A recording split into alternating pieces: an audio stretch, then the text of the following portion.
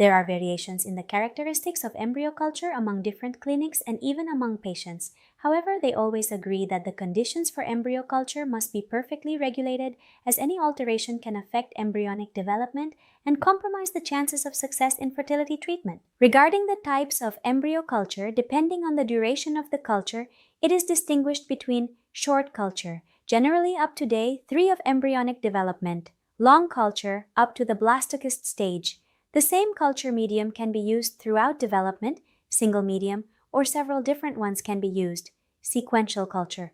Whether one type of culture or another is performed depends on several factors, such as the number of eggs obtained, the quality of the embryos on day 3, or the need to perform a pre-implantation genetic test. Regarding the necessary conditions, the eggs and embryos must be in as stable an environment as possible.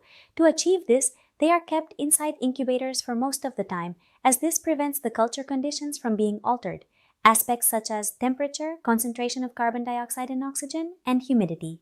In addition, it is also necessary for assisted reproduction laboratories to have very controlled conditions. Some of the factors that are regulated are air purity with very few suspended particles, light, temperature, and the gases present and in what percentage. Embryos develop in plates with culture media that provide the necessary nutrients for them to evolve correctly. As we have discussed, their needs vary at different stages, and therefore, depending on their composition, we distinguish. Sequential media contain the specific nutrients that embryos need at certain stages of their development. There is usually one medium for the first few days of embryonic development and another to use starting from the 3rd day.